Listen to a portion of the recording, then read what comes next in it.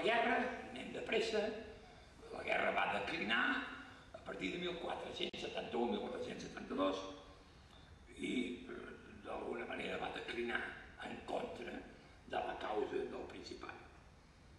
El 17 d'octubre de 1472, Joan II entrava victoriós a Barcelona.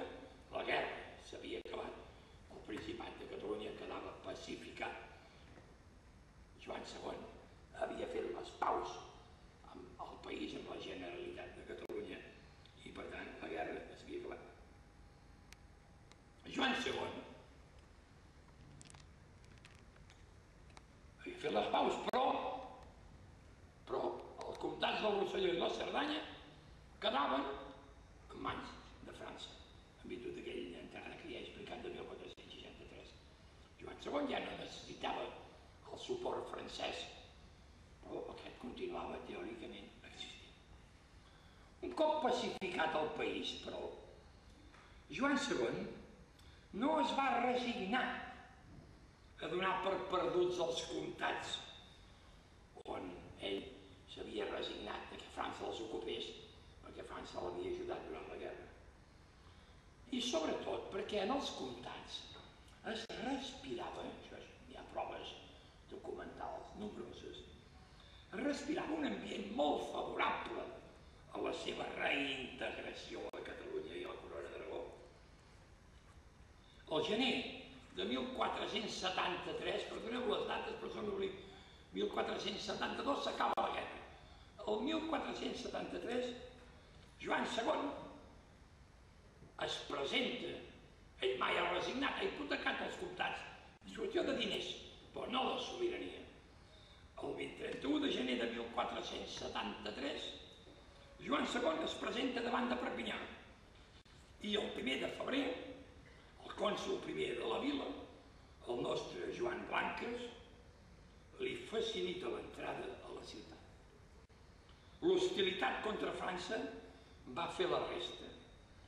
L'alliberament dels comtats era un fet arreu del Rosselló, amb algunes excepcions, que no van passar-se a retornar a Catalunya, com Salses o com Cotlliure, on els francesos van decidir resistir. Cotlliure era un port molt important i, per tant, diríem, el domini francès de moment s'hi va acabar.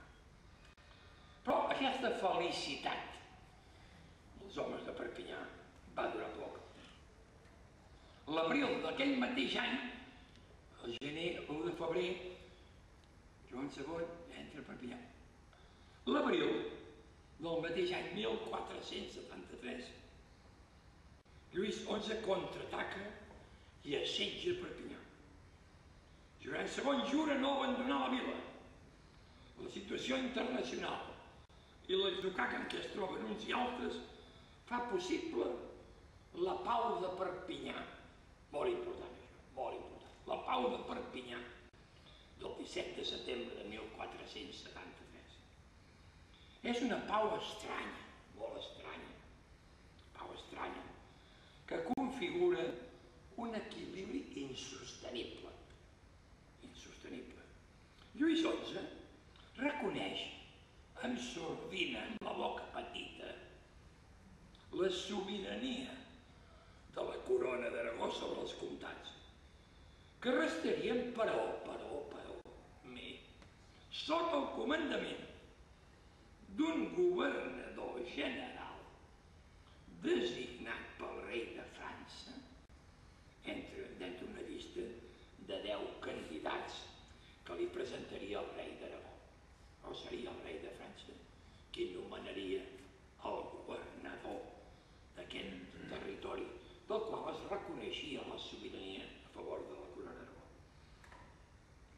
Aquest governador havia de retre jurament de fidelitat amb 2 monarques, cosa estranyíssima, no? A Lluís XI de França i a Joan II de Catalunya-Aragó. Aleshores, els castells, aleshores ocupats per França, serien confiats a un capità designat pel rei de Catalunya-Aragó d'entre una llista de 4 candidats proposats pel rei de França. És una cosa realment esquizofrènica. Si el monarca de la corona d'Aragó, si Joan II, paga els 300.000 escuts que es va comprometre a pagar el 1462, recordeu-ho, en el termini d'un any, esdevindrà de manera immediata senyor dels castells i dels comtats sense que el rei de França hi tingui cap domini en el futur. En aquest supòsit, el governador general li lliurarà la plena i total possessió dels comtats.